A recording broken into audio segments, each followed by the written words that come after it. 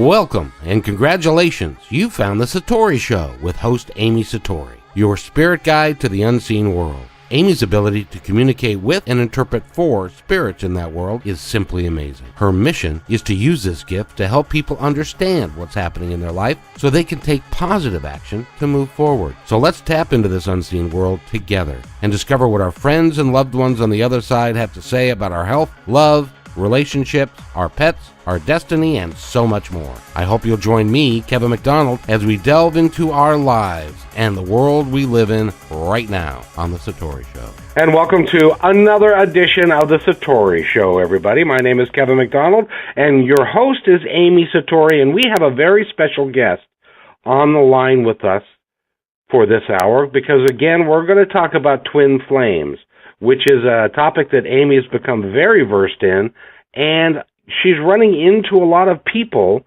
that are very interested in this topic because it seems to be happening to them. And one of those people is with us right now, and Lindsay is on the phone with us. And Lindsay, first of all, welcome to the show. How are you? I'm doing so well. Thank you for having me.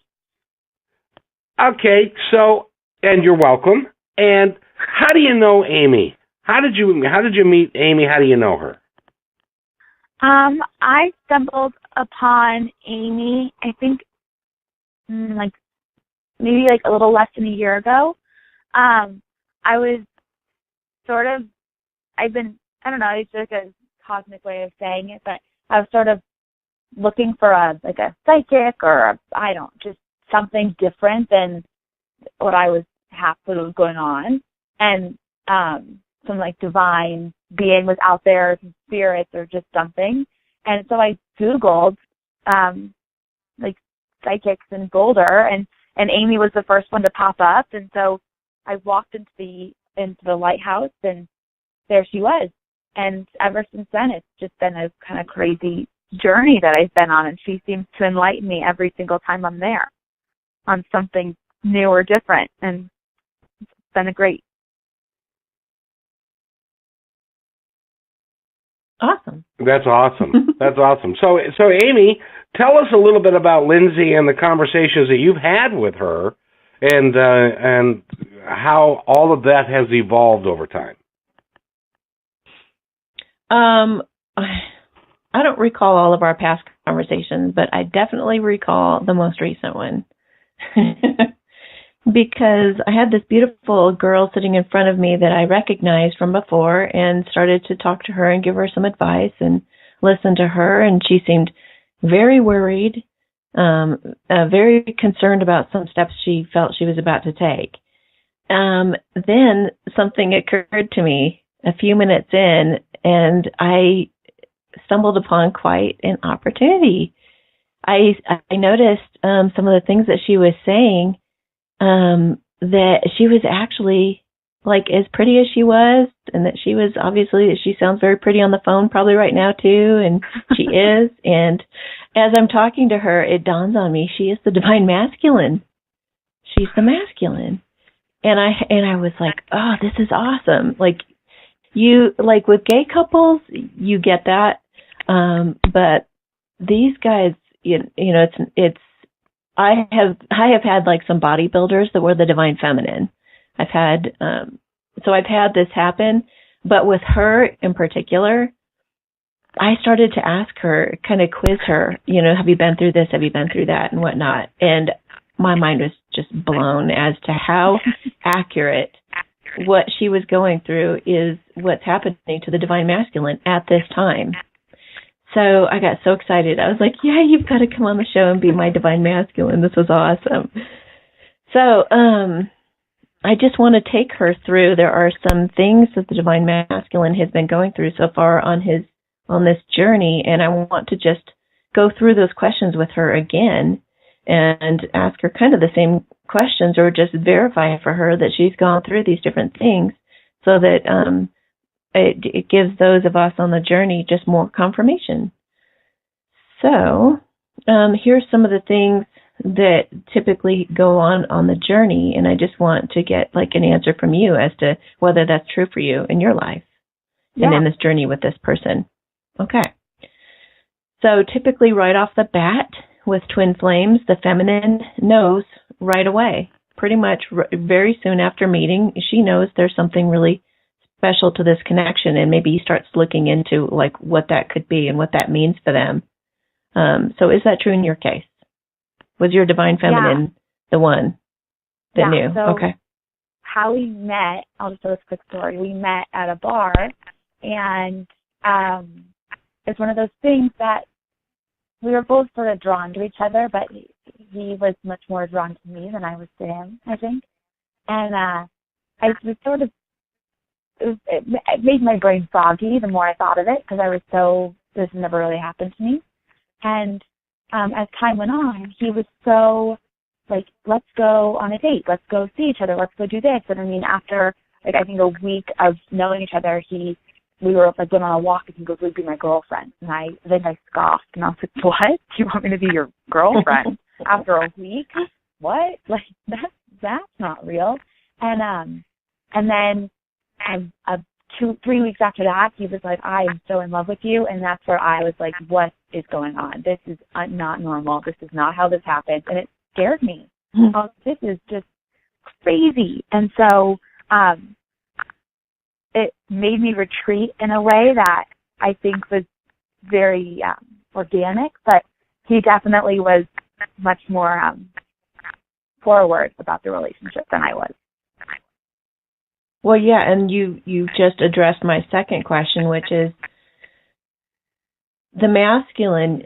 Usually, after they kind of meet and have this really awesome ignition, then it's kind of it's a catalyst for their growth, and it freaks the masculine out. He runs, and oftentimes the masculine at some point completely denies his feelings for her, and he just will flat out reject that person and be like, "No, you're not my twin," and run away from it. So it sounds like you did that. Yeah, and I think in that, I mean, not so much as like not in the literal way where I literally retreated, but I definitely was a little bit slower, and it made me question the relationship in whole. Only because, and when he said he loved you, didn't you say you didn't? Yes, he said, he goes, "I love you," and I go, "Really?" Because I think I like you. I don't think what? I don't love you. Love? What is that? I've never felt that before. I've had that conversation a number of times in my life. Anyway, go ahead. So, and I think, go ahead.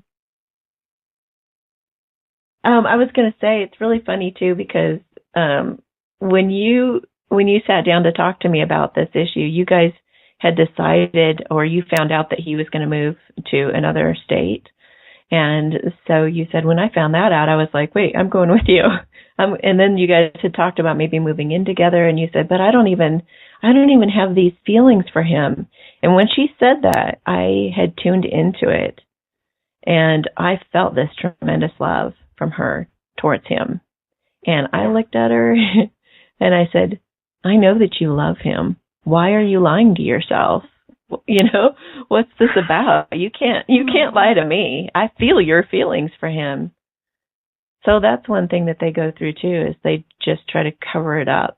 It's part of, I guess this leads me into the next question too, is like, the masculine oftentimes acts like a chameleon, kind of putting on different social masks in different settings. Is that true for you as well? Yeah, I mean, there were definitely times when I met his parents for the first time. I think I was a little bit more lovey than I was in previous times that we were hanging out or together. And when it came to talking about him to my friends or to my parents, I think I was a little bit more forward with how I felt. But when it came to talking to him about how I felt, I retreated. I was definitely more shy towards telling him my feelings. So everyone around me knew that I was so crazy about this guy, but he was not aware because I somehow could not find the words to tell him that I was madly in love with him. So when you sat there and told me that you didn't have those feelings for him, you were lying to me. No, I mean, like, I didn't have those. I think after now talking to you and going through and now, like, sitting on it for a few days, I've thought now, oh my God, like Amy was so right. Like I was so in love with him. And at the time, I think I had all these feelings that I couldn't even put in. I didn't even know how to vocalize them or know how to feel them. And so for me, that was, I just don't like him. Like I don't feel this way for him, and there's no way. Like he wants to move to Portland, and that sounds like a really cool thing to do, and maybe I'll do it. But I couldn't. But for me, I think I liked him so much I couldn't like him. It was impossible for me to do that. To wrap my head around. Well, yeah, and that was the other thing we addressed. I said, well, what are you so afraid of? And then I thought, oh wait, let me try to answer this because I think I know. The divine masculine is very afraid of being hurt again. He's afraid that this is something bigger than he's ever had, potentially. And if this breaks apart, this is going to shatter my life. Like, this will destroy me. I don't know if I could recover from this. Yeah. So why not maybe choose somebody easier or that I know wouldn't totally break my heart if we break up? Exactly. I think exactly. No, that's exactly it. And so I think that is what happened is I realized I was scared. You're afraid of the intensity and the vulnerability. Exactly. Yeah. And I had, I had fallen in love once before, and I got my heart broken and shattered, and it was dramatic and sad, and I didn't know how to feel, and I felt like this guy was the one, and he so wasn't. And just over time, I didn't want to get my heart broken again, and so I was guarding it. And you were even extra hard. And over Christmas time, you were even tempted to go back to an ex. Yeah. So you kind of maybe compared the two of them to see, is this really the person for me, or could it be this one? And exactly. So yeah, we live at my boyfriend and I, Eric. We live in different states, and I'm a senior in college, and we were leaving, and he was going home, and I was going home, and over this physical break that we were having, I felt like I was like, oh, it's a physical break. This is sort of my test, I think, internally to see if I really like him. And as I'm mentally going through this, I get a text from this guy that I used to date, and he's telling me Merry Christmas and how are you? And we're talking, and all I could think was, oh, it'd be so easy for me to go back to this other guy because I know I know where I stand with him. I know how things work with him. I think I like him, but he's fine. And, he is what he is. He is what it is. And, after I started talking to him, Eric was the only thing I could think of. I just kept comparing this boy, my other ex, to Eric. And I couldn't, Eric kept winning everything he won. He's better looking, nicer, funnier, smarter, better family, just better. I mean, everything that I was checking off in my head for what I'm looking for in person, Eric was winning. And so I think at that point, I don't know, I think I knew. And I was retreating, and I was running away from my feelings towards him. And all along, me running was sort of just bringing me closer to him at the end, I believe. That's a cool way of looking at it. I like it because you were just narrowing it down. Exactly. Narrowing it down, getting more and more sure of your feelings. Yeah, I had to run in order to understand what was going to happen. Now, Amy, I have a question for you. That's funny because that actually, yeah. Well, and the question I'm sorry to interrupt you, but the question that I have for you is, we talk about divine feminine, divine masculine. In this case, the female, and I'm a very beautiful female, is the divine masculine. Is that because of the energy that she possesses? How did you come to the determination that, other than the fact that she ran and so forth, but how is there a determination of how that works? Because on the line with us also is Travis, who we have judged to be the divine feminine. which is a role reversal kind of thing. How does that work exactly? How can people understand the different roles of the feminine, and that it's not has to do with their sex, it has to do with their energy? Explain that to me. Well, some other terms that people have used are runner and chaser, but I don't, it makes the runner feel bad, so I don't like using those terms. And some people abbreviate by saying the DM and the DF, the divine masculine, divine feminine. But it just seems like a God-given role of each of these partners as they come together. There's just this romantic dance that happens before they come into union, that is much like the romantic comedies that you see in the movies. So if you watch those movies, you'll find that one plays one role and the other plays the other. And sometimes they even mix up the sex in the romantic comedies as well. But I just know them, like I said, with her when I was talking to her, it started to become evident because of the patterns. It was the things that she said that she was experiencing and going through, and she was the things that she was concerned about. She was very concerned about money. She was very concerned about her family and her friends and what they were going to think of this move. Now, that's not the divine feminine. The divine feminine, she has gone through a lot of that kind of stuff already, and she's okay with change. She's cool with going with the flow. She knows what she wants. So it's like you start to get to know these two personalities and where they're at in the journey, and you start to be able to feel out which one they are and where they are along the journey. So that's when I started to pick up, oh, wait a minute, this is the divine. This is the divine masculine, and the divine masculine is very attractive. He is usually a little more attractive than the feminine in some ways. And I guess that's leading into this next question that I have for Lindsay, is that what were the egoic issues that you had in terms of like coming to terms with Eric? Because I know that usually is a thing too. Sorry, so say that again. What was that? Having to overcome your ego, or maybe the differences between you and Eric, the things that you had to kind of overcome. Yeah. So to consider him.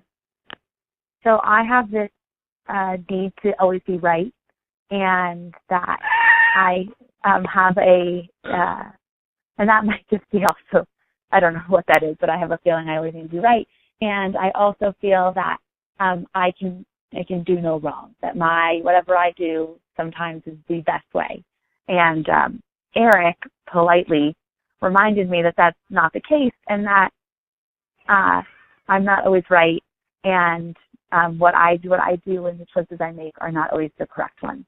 And so coming to terms, I always knew that this is how I thought, but he sort of highlighted it and then has changed the way that I look at things, and has sort of, I guess, evened me out. So I'm not, before I was, and it drove relationships away. I mean, I was so stubborn and hard and just difficult, and I felt that I needed to be correct, or I needed that my way was the only way that the whole world rotates because of my choices. I think was my point of view when it came to a lot of relationships. And Eric, that wasn't going to work for him, and so he changed. He's definitely changed the way that I view that part of my life. How does he compare to other guys that you've dated? I mean, is he your typical type? Look-wise, yes. He's, at first when I met him, I remember thinking, like, oh, he's cute, but, like, I know cuter guys. I know cuter people out there. Like, no. And when we met, he goes, I really thought that you were looking at me all night long. And I was like, why would I do it? I think my response when he first said that was, why would I be looking at you? Like, why was I looking at you all night? Like, what? Like, that's not how it goes. And, but he wasn't, I mean, and I went to all my friends and said, is he cute? And all my friends were like, yeah, he's so cute, and he's so handsome. Like, he's so tall, and he's just so handsome. And I think it took me a little while to get over that, because in my mind, I was picturing some, like, Ralph Lauren model for my future, and I don't think that was going to communicate. Eric is very handsome. You're like, hey, you guys, is he attractive? Because I don't know. I needed that. I think I needed that validation because I was just like, is he cute? But no, but he is. He's very, very handsome, and he seems to get cuter every single day. More, I mean, just like this. I mean, this morning, and we went and got breakfast, and I was sitting across from the table, and I was like, God, you are just so handsome compared to every other guy in this room. Like, you're just growing on me, and you're freaking me out. So what were some of these things? Go ahead. Oh no, go ahead, Amy. Oh, I know. I was just going to say. Well, I was just. We've got this perspective from Lindsay, and I would like to. If it's all right with you, Amy, I would like to introduce another individual who's on the line, and for the benefit of our audience, I'm going to call him Mr. Skeptical. That would be Travis. Skeptical. Because Travis, you've been listening now to in the first episode and with Maria and Christian and with Lindsay now, and we believe that you're on a twin flame journey and are in separation right now. Do you believe any of that stuff, or are you still Mr. Skeptical? We're stepping out of skeptical and moving towards believing it, but I'm not sold yet on this person that Amy says is my twin. And I can go into that story. Kevin, I told you not to say that was the person. Okay, so this is why I warned Kevin not to tell you this. Because you have to discover who's your twin for yourself. So that may or may not be the person. I am not somebody who is going to tell you who your twin is. Everybody has to figure that out for themselves. She may or may not be. But the story that I heard sounded an awful lot like the twin flame journey. And she sounds an awful lot like the masculine to me. And you are a very sensitive. Yes. I mean, I had a friend in high school. I had a friend in high school that called. Yeah, I had a friend in high school that called me Mama Travis. Because I was so sensitive and nurturing and into arts and crafts and things. You know, on that topic, and this is just now, you're Mr. Skeptical, but I mean, Eric, my boyfriend, he's the same way. He's nurturing and caring, and it's always like, it borders on the line of being like a true gentleman, but also being like your best girlfriend. I mean, that's at least how I look at it, and that he always wants to take care of people, and that with anyone too drunk or too sad or too happy or too anything, he's always the first one to take care of them, and in that more feminine aspect. Whereas I am. Ooh, this is great. Opposite. So I could, you're sick. You have the flu and you're awesome. Sick in the bathroom. I want nothing to do with you. Whereas Eric has no problem sitting there rubbing your back all night. So it's that femininity of nurturing, that nurturing aspect of the feminine habits. I think you might have it. Now that rings true for you. Go ahead, Amy. Go ahead. Yeah, I was just going to say that some of the indicators of this person that we are talking about that we're not going to name. You knew her for many years, and you guys were like pretty much best friends. That's right. Huge. And then at one point you let her know how you felt about her, and what did she do? She got mad, and I haven't talked to her since. And that was a couple months. Who does that sound like? Months ago. I get what you're getting at. So it's like if you're that close to somebody that you've been best friends for that long, it's like, just take it just a step further and just see what happens when you touch hands. Why not? Yeah. It's because she felt the weight of it. She felt because she wouldn't have been that close to you if she didn't want to be close to you. People don't spend that much time with each other when they don't have that attraction. Right. So, well, what's interesting about that is he did not have the ability to look outside of himself like I did when I saw the two of them together. And what I saw when the two of them were together was a connection. It's almost like an electrical current going between the two of them that they didn't even recognize it was happening for themselves, but I could see it. And the fact that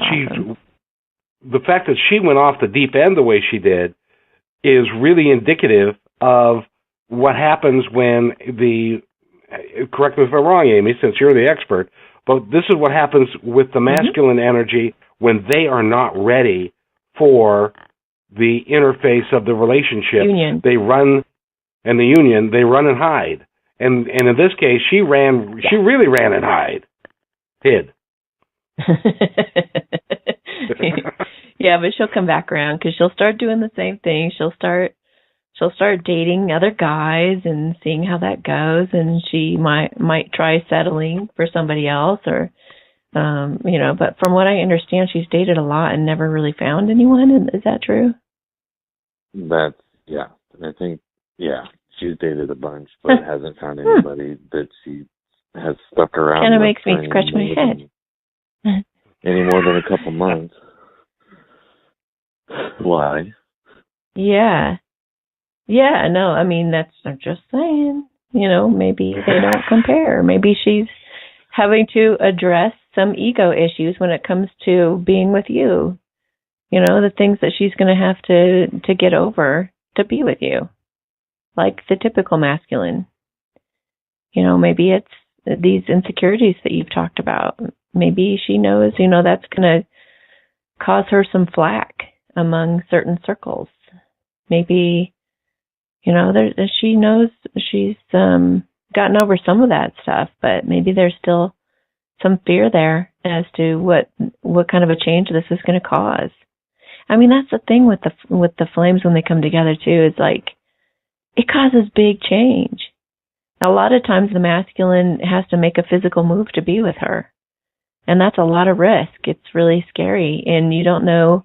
A lot of times they're a lot different than you too, and you're not sure how their family is going to receive that and all of that. So there's a lot of like heavy weight, but it's like, of course it's going to be like this. Why would God make it any different? He's got to challenge you to grow, each person to grow outside of your comfort zone, and to have you climb up a mountain to feel the victory of standing on top of that mountain and looking at that gorgeous view.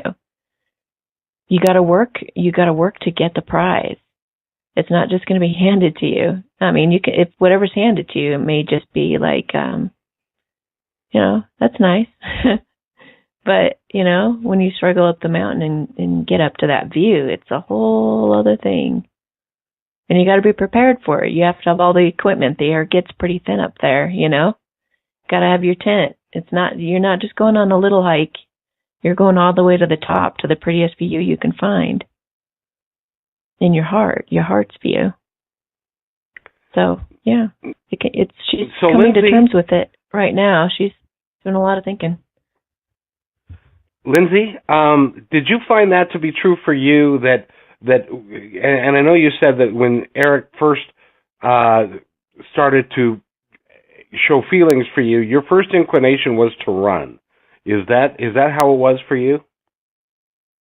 Yeah, and I don't know if mine was as drastic as me actually physically going away, but mentally I retreated. Like I stopped sharing as much. I stopped spending as much time with him, and it wasn't until we were physically pulled apart that I questioned the whole relationship. So it was I never ran and stopped talking and stopped texting. I stopped texting a little bit and just stopped talking to him a little bit. But nothing where we were completely void of communication. I think that's different now in today's world, where there's so many ways to get a hold of someone, that whether it was on Snapchat or Instagram or texting or Facebook or anything, I always was seeing him around. So it drew me back to him. But yeah, no, I definitely, in my own mind, I was not there. I was definitely thinking about other things and not building our relationship. And I was testing, like I was, seeing if old boyfriends or whatnot would still be around. If Eric and I didn't work out, where would I go next? So I definitely was planning with my next move, just in case. Oh, wow. So what would you say is the thing, or what were some of the things that made you realize that Eric wins? That he was the one? I felt like I could be myself.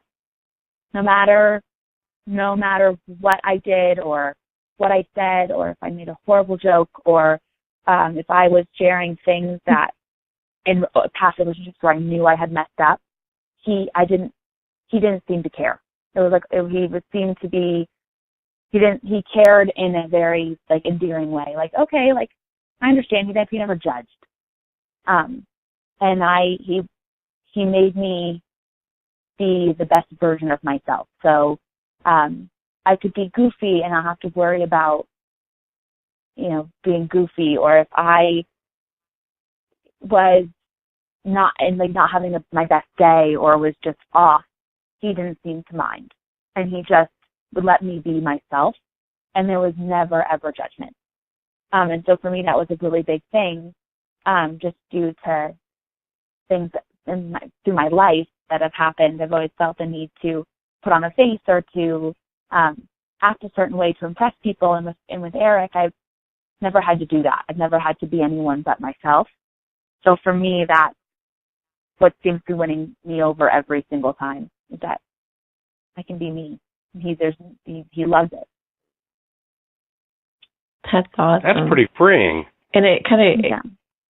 Well, and her response to one of my questions cracked me up, because I said, what did he say when you rejected him, when you said that you didn't love him back?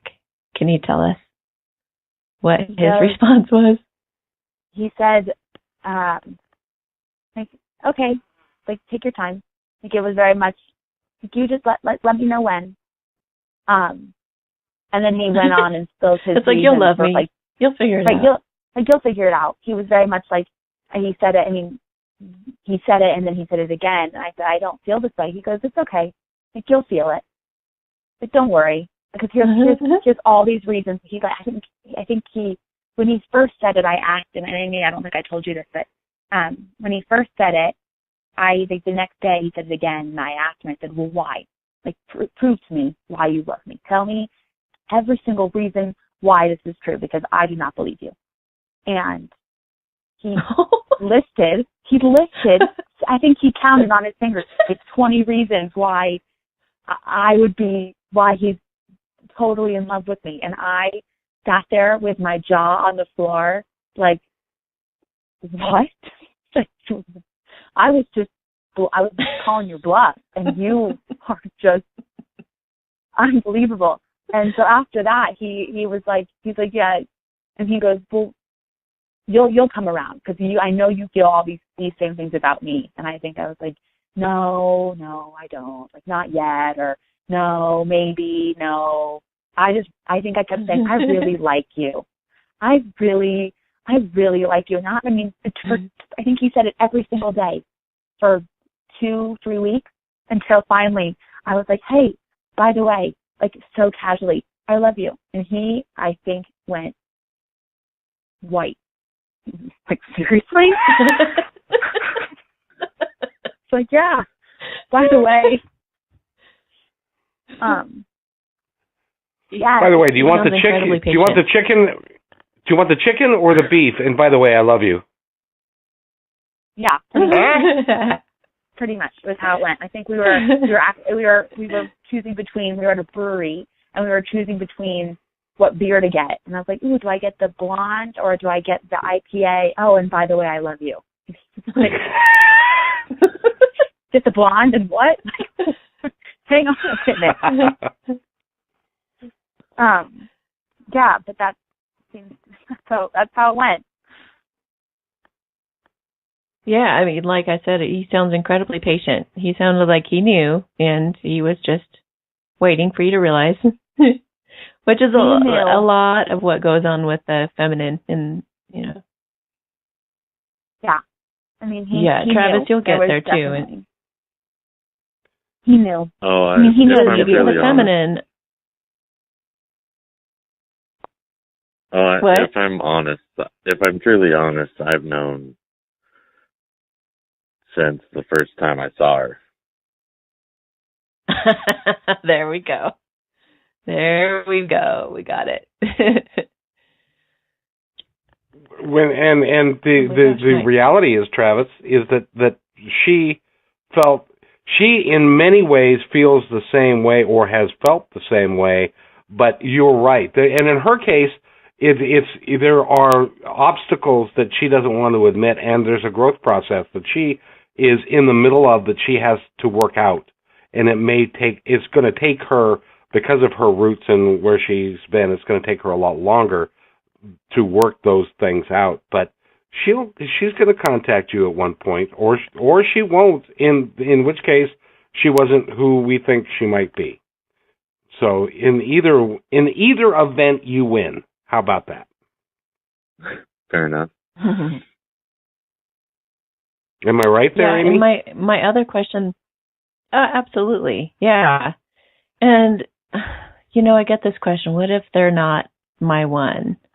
Well, in the meantime, you're developing, you're growing, you're loving yourself, you're becoming a better person. That's just what the twins do to each other.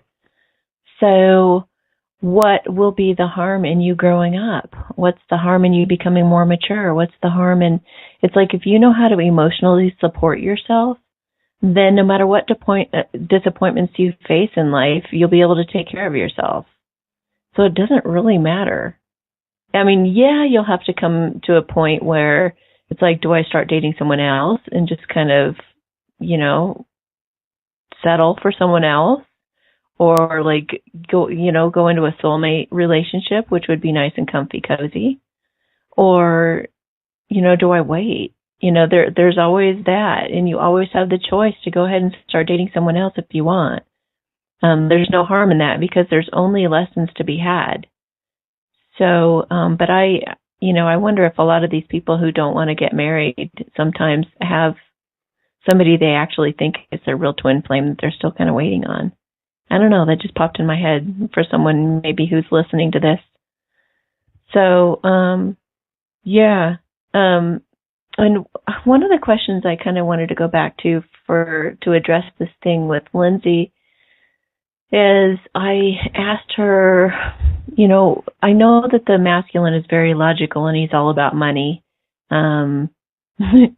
which you can kind of go into too. But I was concerned for her because I said, what do you do for your emotional health? What do you do to feel better or to be in a good, positive place or to even cope with these feelings? So I wanted to ask her that. Yeah, so when you asked me that, I think I sort of sat back in my chair and was like, well, honestly, nothing. I think I work out maybe, or I work out, or you know what she said? Physical. What did I say exactly? I don't really remember. Here's what she said. I run. She said, I run. She goes, anything physical. Yeah, anything physical, I think. It's important for the masculines to figure out some way to deal with their stress and to deal with all these feelings. Because I know that they're also, you had an issue, which is very typical of the masculine too, to have an issue with his mother. So maybe you can talk about the issue you have with your mother as well and how you've been coping with that or how you plan to deal with that. Yeah, I mean, my mom and I've always had just a more difficult relationship, and in a nothing where it's crazy, and I think it's like a very classic. And my side note, I think my mom learning about all this is the masculine in her relationship with my father, and so we butt heads, and that's just the way it is. And I think that also happens in a lot of mother-daughter relationships. And but no, we always butt heads, and so after being with Eric, I don't know. That's how it is with my mom. I don't know what else to say. And I mean, she has expectations for me. Well, what were you saying? Well, I was going to say, doesn't religion come into the picture for you?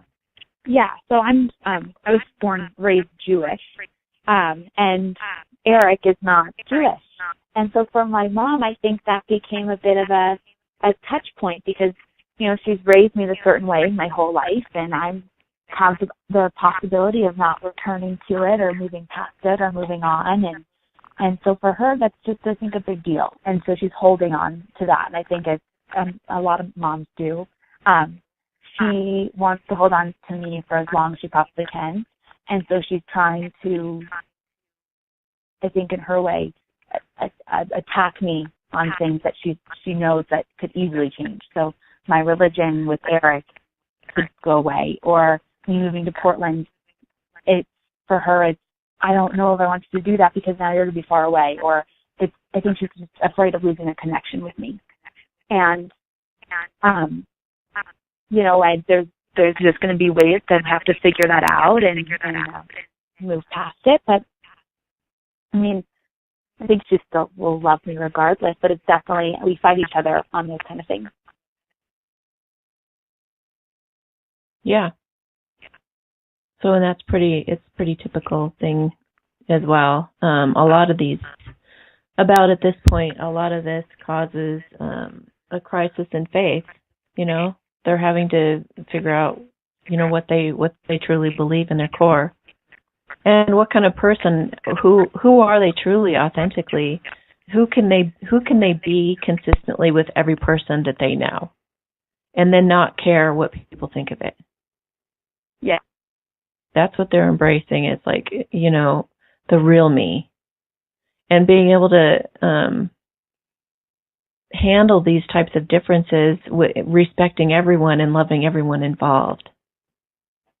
And I know one of your concerns also was what's going to happen to my friends when I move away. Yeah. So that's also really important. I definitely hold my friends and family to a high standard, and for me, they drive a lot of my decisions, and so it's moving with Eric and following this passion and love I have for someone, and then also keeping in mind how it will affect my friends and family is a huge push and pull for me. And I think I know where my parents stand, and I have more of an open conversation with them about it, and just from like a fiscal standpoint, and what I'm going to need for support, or if I'm going to need support, and my family will last longer than my friends in my mind. And but for my friends, it's how are they going to view me picking up my life and moving to a city with a boy I met a few months ago. And so I asked Amy, I said, can I ask you about my three friends and what they're going to think of it? And we went through the three friends, and as she was saying them, I was totally recognizing like where they stand and why they would be jealous, or why they would be so happy for me, or why they'd feel like I'm leaving them, or why they would take it personally, or why one might miss me more than the other. And so it was bittersweet, and it was kind of sad, and it definitely something to consider, and how I approach them and how I tell them what's going to happen and how I go about my feelings towards them. But I was definitely curious, and yeah, it was curious. Do you feel prepared? Yeah, I think I feel more prepared. Are you ready? No, I mean, can you ever say that you're ready to move across the country and pick up your life and leave friends that have helped shape your identity for the last 4 years? I think that's a really hard and loaded question. But afterwards, after we talked, I said to Amy, I feel my anxiety, I feel like I have no more anxiety about this. Like, I feel so much better. Like, I before I was coming in here, I was nervous and my heart hurt and my brain was foggy and I had felt like I needed to go and run and stretch and just be like, I couldn't even tell you how I felt. And afterwards, I sort of felt much more calm and how I was going to approach the situation. And something about knowing where you stand in the grand scheme of things cosmically or with the spirits or the divine being, it made me feel a lot better. Definitely. Good. I'm glad I could offer And that reassurance.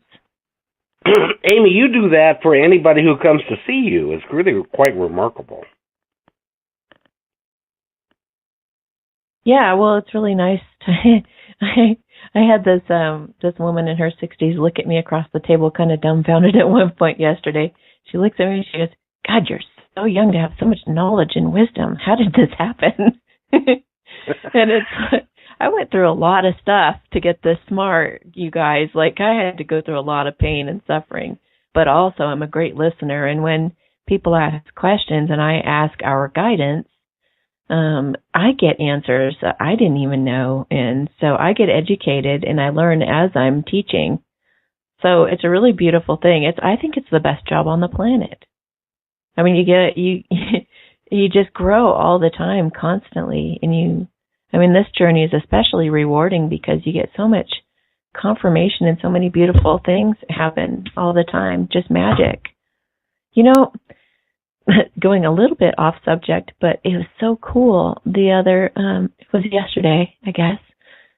Everyone, have you heard me talk about how my table kind of comes alive? All the items on my table, all the inanimate objects. I've said that. What was the show we talked about that in? I think it was Fairies, Leprechauns, and Unicorns or something like that. If you guys want to look that up, it's a really good talk, actually. So I talk about how inanimate objects actually do have consciousness. So yesterday, everybody kept coming back into my area and they would comment that it smelled like roses. And I said, "Oh my gosh, I love the smell of roses." And they would look at me like I was the one who caused the smell. And I'd look at them back like, "What are you talking about? I didn't smell it." And I had essential oils on, but they weren't rose. And to me, didn't even smell like rose. And I'd have them smell my wrist, and I was like, no. But oddly enough, I did have rose water on my table that's always been there pretty much from day one. But it's in a little spray bottle, and I hadn't sprayed it or anything. And you normally can't smell it. So I was like, what the heck? And about 4 or 5 people in, they kept making this comment. And then finally, I got a whiff of it, and it was really strong. And I was like, oh my gosh, now my rose water has come alive. And it's like, when they don't feel like they're getting adequate attention, they'll do something like that. They'll put off a fragrance, or they'll come up in conversation, or something like that will happen. So I have the most magical job. And my roommates, one of my roommates just said the other day, she was shaking her head about something, and she says, "Oh my gosh, you have like the most magical life." And like, I had like, this is so crazy because like, I have a theme that comes up every weekend. And I had this man came to my house, and my landlord was here, and she and I were listening to what he had to say about the roof and whatnot. And she was talking about how this house that we all live in attracts love, and how so many roommates move in and out because they end up finding their love and taking off. So, and oddly enough, this roofer guy looks at me, points at me, and he goes, "I know what you need." He says, "You need yourself a hunter." And I just looked at him and looked at her, and I was like, okay. And then it was funny because Gretchen always picks out a card for the theme for the weekend, and she picked Diana, which is set your intentions and focus on it, and it will come. So then I'm like, okay, well, that's kind of cool. How interesting, because we just did a show on intentions and setting intentions, right? So already some synchronicity. And then this shaman guy, a Peruvian shaman, is sitting next to me, and he's talking. And then suddenly he just kind of perks up and he looks over at the card that I had on display about Diana. And he points to it and he said, Diana, the goddess of hunt. And I thought, oh my gosh, here it is again. And it kept happening like all weekend, like hunter or hunting kept coming up and setting your intentions. And it's just like one talk will lead to another talk that leads to another talk, and another subject will pile up on another one, and somebody will hold the answer, like a talk that I just had with somebody and saying a certain name will come up for the next talk as the answer that the next person needs. I mean, it is just unbelievably incredible, the things that happen doing this job. Just unbelievable. And there are two things I'd like to add. Yeah, well, no, Amy, that was just the way it needed to be. And there are two things that I'd like to clarify for our audience. First of all, there's no such thing as an inanimate object. Let me explain. We are all energy. Everything around us is just energy. And if you were to take a rock that looks like it's an inanimate object and you were to put it under a microscope, you would see, if you got far enough into it, that everything is moving. Within that rock, everything is moving. Everything is energy. Everything is happening all the time. There's nothing that is solid. It is all just energy. Perhaps it's a little denser than other energies, but it's all in there, and if you look at it closely enough, everything is moving. So when you say that there are no inanimate objects, you are correct. And so everything has energy in it, and energy is consciousness. So therefore, everything has consciousness. Does that make sense? Absolutely. And I've seen so much proof and evidence of that.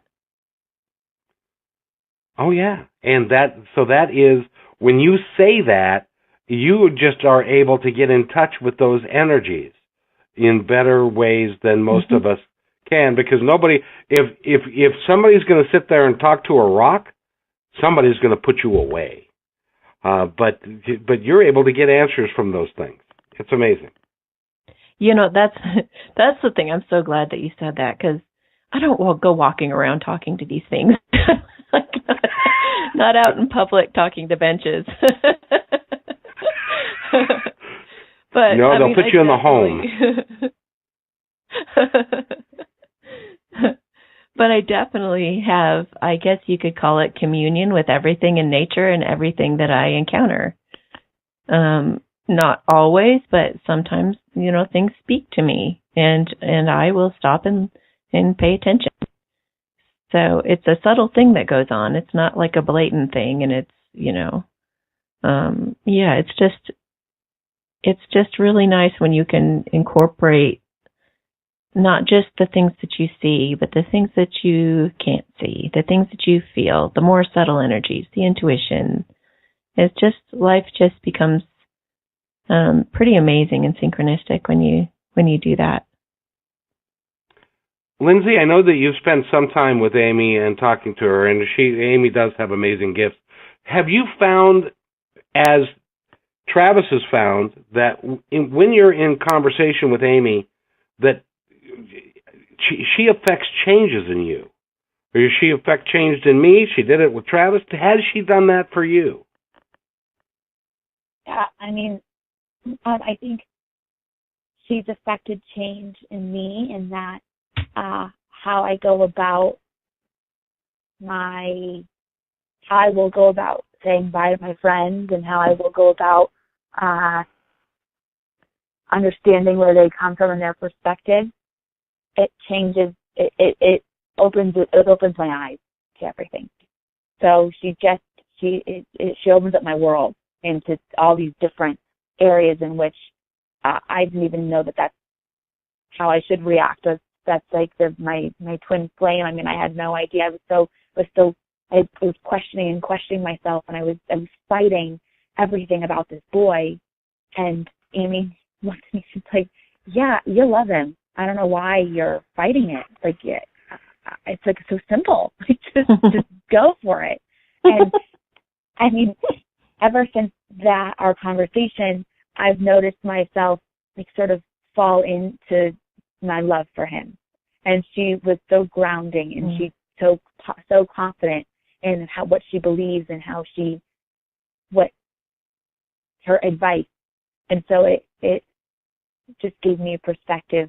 I think she gives me perspective in things that I don't even realize that I need perspective in. That's pretty amazing. Yeah. It's an amazing gift you have, Amy, and I appreciate it. I know Travis does.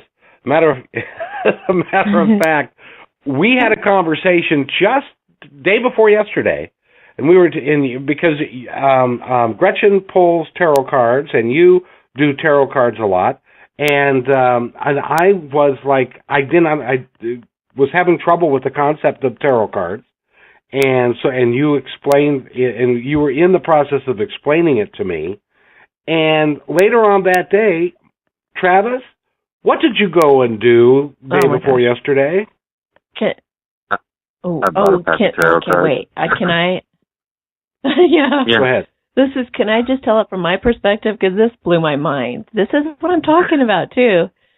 So Kevin says something to me about, I shared a twin flame reading with him, and I encouraged him to take a look at it to see how confirming it is of what the divine feminine is going through versus the divine masculine. You guys can watch these videos on YouTube and see. I mean, it's really astonishing how all the different readers are pulling all the same cards and saying the same message that they're all going through. And when you've watched it through time, you start to see the different personalities of the two. And so I was encouraging Kevin to watch a video and just kind of see how that works. And he just said something like, yeah, well, they're just tarot cards. I don't know if they really hold any weight. And so I thought, and I said, there are, readers who've been doing this for many years, and they say, the cards never lie. And I've been studying it for a while now, and I'm getting pretty good at it too. And I've seen it to be quite accurate. And it usually I do an intuitive read, and then I pull cards, and they usually verify and confirm everything that I said. So it's like another way, it's a more visual way to confirm for the person that this is what I'm saying. So Kevin and I have this conversation, and I'm like, well, I'll prove to him, so I'm going to do a spread for him, and I'm going to show him, I'm going to let him read it on his own. I'll tell him my interpretation, not even using my intuition, but what I know the card to mean. And then I'm going to take a picture in a book and show him what the meaning is by the book, and just see if it rings true. And I hadn't heard back from him for hours and hours and hours. And I thought, he might be reading it on breaks, or maybe he's just having trouble digesting the idea. I didn't know what was going on, but I hadn't heard from him for a long time. So in the meantime, Travis texted me, and he's like, guess what I just got? I just got some tarot cards. And I just assumed he talked to his dad. And I said, oh, that's awesome. Do you want me to explain them to you? Do you want me to take you through doing a spread and things like that? So we get on the phone, and I was like, so how did that even happen? He goes, I just randomly did it. And I said, you mean you haven't talked to your dad about tarot cards today? And he said, no. Why? Did you guys talk about tarot cards? I was like, what? Are you kidding me? And it was just this back and forth. And then I said, have you heard from your dad today? And he says, no, I hadn't heard from him for a really long time. And so, and then Kevin ended up calling and saying something later about that too. And he hadn't talked to Travis yet either. It was like, I was like, oh my gosh. Well, in that particular instance, I was at work. I was super busy and wasn't able to have a break, and I didn't even have a chance to look at my text for for 6 or 7 hours. And what that did is opened up the space for you and Travis to talk once he got the cards. And as a matter of fact, he is over at his place, and he pulled cards, and I would be curious to know, Travis, what those cards, if anything, show. Did you do that, number one? I tried, but I couldn't like focus on the cards and listen at the same time, so it didn't work. Okay, fair enough. So, Lindsay, are you familiar with tarot cards? Wait a minute. Oh, go ahead. Wait a minute. Because, Travis, Yes. I thought while we were on the phone and you were like, I was explaining how the spreads work and all that kind of stuff, weren't you kind of blown away by the accuracy? Oh, that was talking about when you and I finally talked? Now. Yeah, no, I was absolutely blown away. No, I thought you were talking about that night. Yeah, because you were like, whoa. Yeah, you couldn't believe the spreads that we did. No, that spread that you showed me, I couldn't believe that. That was like dead on accurate. But no, he was just talking about as I was going to listen to the show, I was going to try and pull some. But I couldn't listen and concentrate at the same time. Ah, gotcha. So Lindsay, are you familiar with tarot cards and stuff? Yeah, we pulled them last time I was with Amy, which is sort of how we got in the conversation that I was going through my twin flame journey.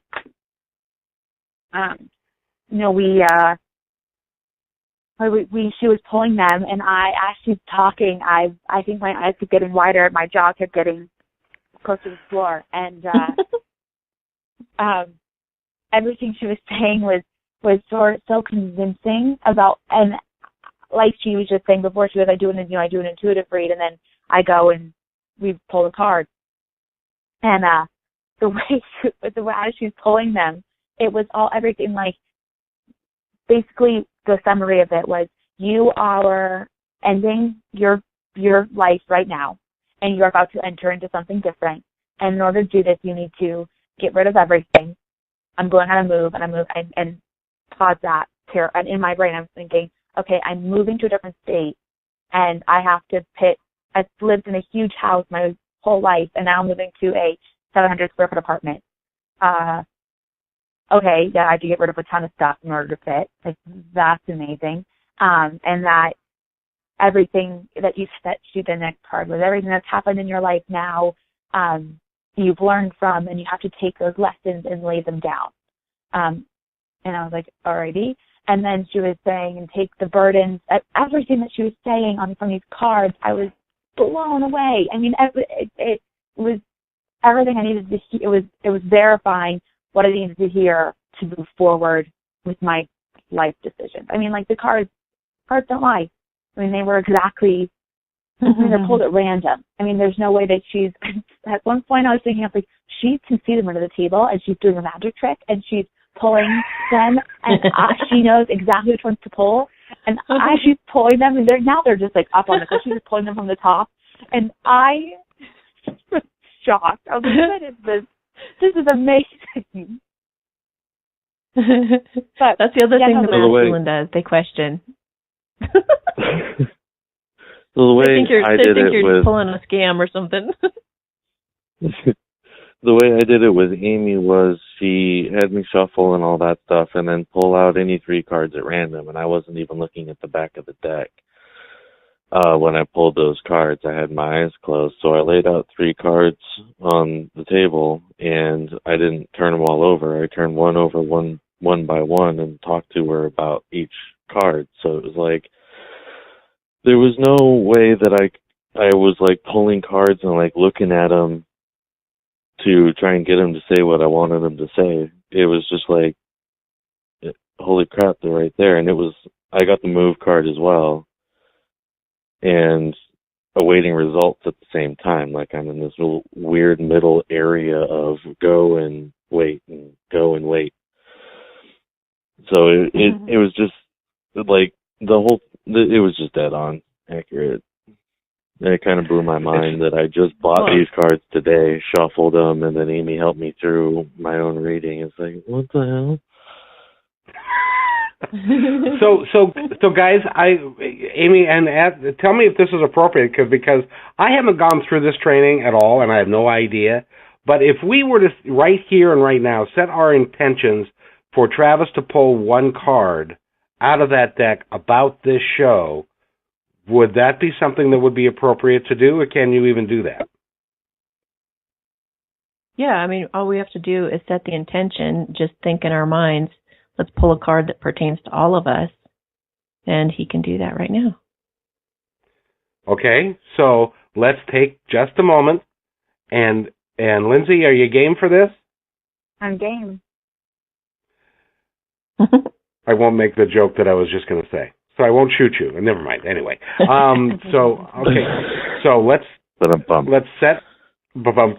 I'll be here all week. Make sure you tip your waitress and try the deal. Okay, so let's set our intentions for Travis to pull one card out of the deck, and it is going to be a representative card. Let's say specifically advice.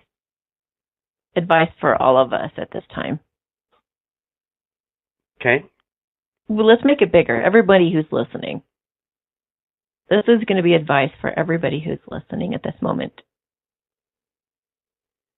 No pressure. Okay, Travis, pull the card. Yeah. Jesus. The card I get is teach. What? Teach. Yeah. That's the advice. That's what we're doing. That's what twin flames are. They're an example. They're the teachers. It's a number 5. Yeah. Okay, so 5 is change. It's big change. So it's kind of like, it reminds me of how I was saying, I learn and then teach and then learn and then teach, and it's all like as you teach, you learn more. You know, if you start doing these spreads for other people, you start learning them as well. But there's usually a definition in the book as well that explains what each card means. But that's what I feel like intuitively. Like, we're all leaders. We're all just being an example for anyone who's watching us in our lives. So the choices that we make, people are paying attention to, and they're being either inspired by it, or they're like, oh yeah, well, if they're not going to do it, I'm not going to make a change. So it's like, think about the decisions that you're making. You're not just making them for yourself. You're making them for everyone that it could possibly inspire. Right? Wow. So Travis, did you really pull the card teach out of that?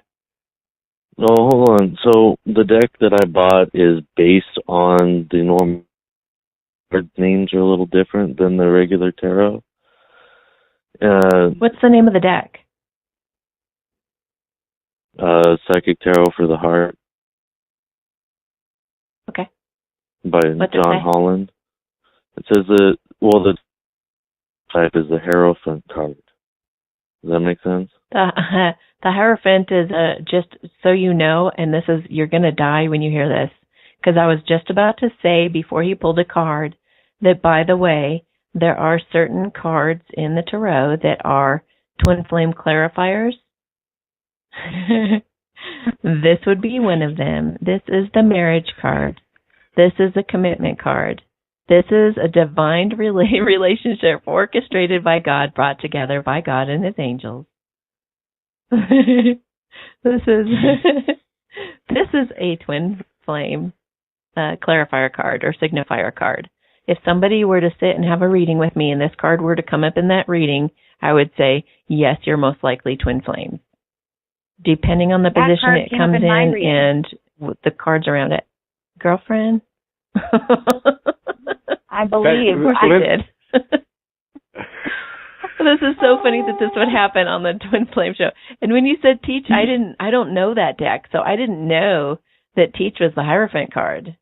The Hierophant is also all about, it is about teaching, because it's about being this leader that is an example in its community, like a pastor is. Everyone's got their eye on the pastor. What's the pastor doing? So, but it's your twin, and God in the union. That's what that is. Everything you just said is what the definition of the book says, too. Of course it does. Well, very good. Why don't you read it? Why don't you read it from the book, just so people, can understand that for themselves. Go ahead and read it from the book. What does it say? Okay, it's kind of a long one. Okay, we got time. Although the name of this card is Teach, it brings the dual energies of both teaching and learning. You have much wisdom to offer regarding affairs of the heart, gained through all of your joys and your sorrows. At this time, there may be an opportunity to assist some relationship. Person may even be you. When the opportunity arises, remember the shepherd, one who gently guides the sheep along the desired path. Use the same gentleness in guiding yourself or others. There may also be an opportunity to learn right now. This could take place in many ways, through conversations, observations, or even reflection. Take a moment to reflect on what you have already learned about your relationships and what you still want or need to understand. Then seek a teacher who will help you arrive at that understanding, Amy. The downside of the Teach card... The downside of the Teach card is when our teachers want us to blindly follow their directives. This often leads to restrictions and disappointment. It's come in many forms: family, friends, society, and so on. If a relationship is not going smoothly, the beliefs you hold about relationships, or have you unintentionally accepted the beliefs of others, beliefs that no longer serve you?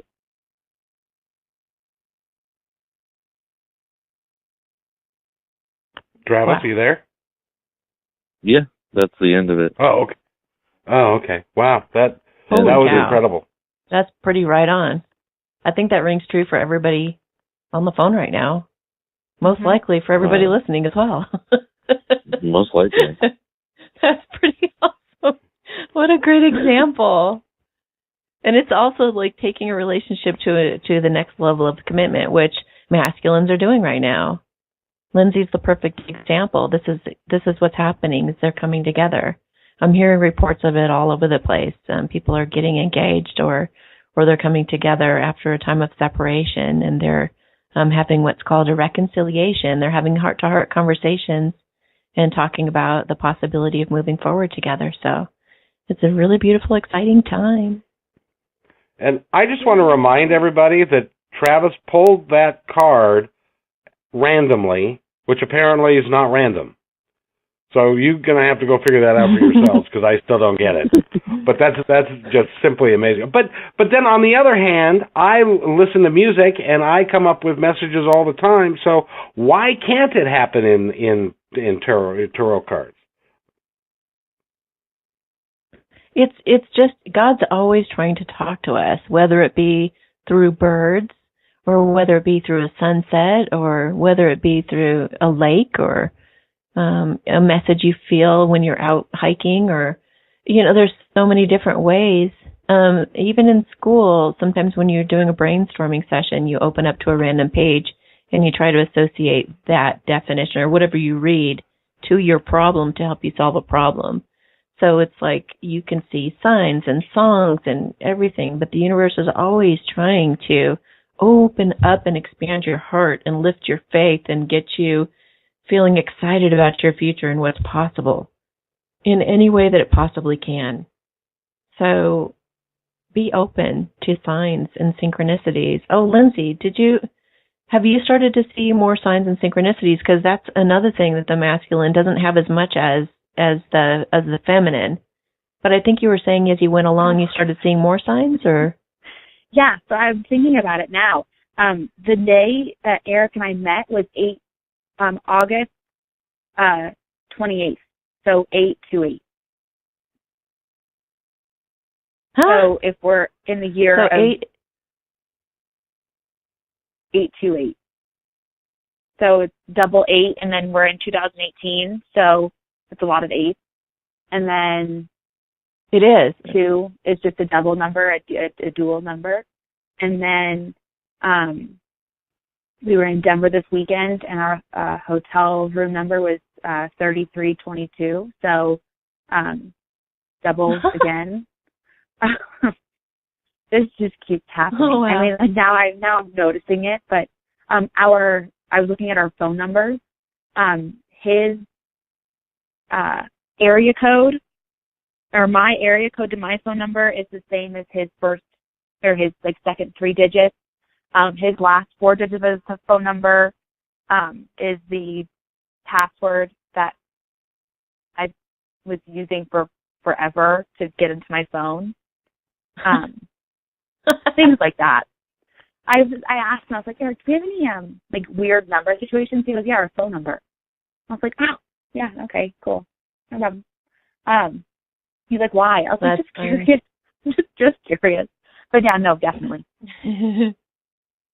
Well, even my masculine, like I could do a whole show just on that, but my area code growing up is the same number as his number on Instagram. I was like, are you kidding me? What was that area code? And I still remember the whole number. I'm not going to tell What was it? Oh, it was an area code where I grew up. If you recall, young lady, when we first started to do this podcast, and the number that I told you about for the software, the call-in studio that we use, that was crazy too. It's the same area code. I forgot about exactly. That. Yeah, when we set up this podcast, Kevin gives me the number that I'm to call in on, and I was like, no way. Are you serious? And he's like, well, yeah, why? And I was like, oh my gosh, that's my masculine's number. I started laughing. I was like, of course. I mean, I can't even tell you. I mean, it would just be hours. It would be hours long to hear all the synchronicities between me and my masculine. He's super awesome. Well, speaking of hours, so many things. I'm just saying that we have been doing this podcast for a while now, this particular one, and we really should wrap it up so that people can go on about their lives, because somebody is sitting in their driveway because they had this in the radio on their car and using the podcasting deal through the radio, and they're sitting in their car waiting for us to terminate this or end this. So, Lindsay, as always, we like to ask our guests if there's anything that you would like to say to our audience before we go today. Trust the process. Just trust it. Everything will always work out. Always. Yes, just trust. Trust. Awesome. Travis? I don't have anything for you right now. I'm sorry. That's all right. And Amy, as always, give us some piece of advice or what you'd like to say to end this podcast. Keep an open mind, have faith, and walk forward where you're being led. And just always remember that fear isn't real. Say that again. Fear isn't real. Let that sink in just for a moment, folks. And remember, do something nice for yourself today. Do something nice for somebody else. Please, have a great day and be kind. Catch us next time on The Satori Show. And by the way, go to amysatori.com. You won't regret it. We'll see you next time on The Satori Show.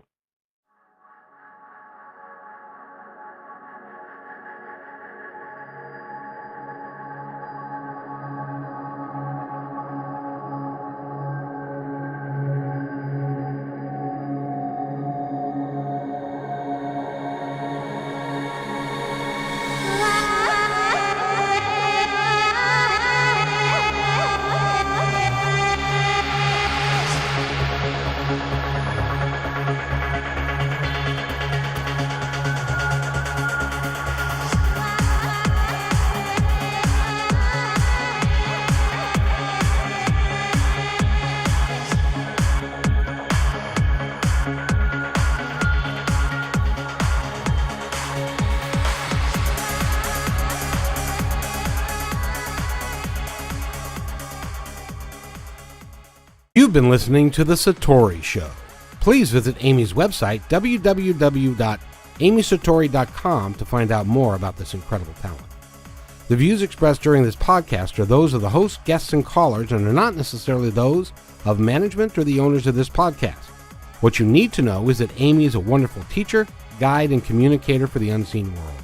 What she does not pretend to be is a doctor, fortune teller, seer of world events, or predictor of what is to come. What Amy presents is real, based on her understanding of the world and communication with that unseen world. As always, you're free to decide for yourself as to what to believe. Regardless, we love and accept you completely just as you are. And thanks again for listening to The Satori Show.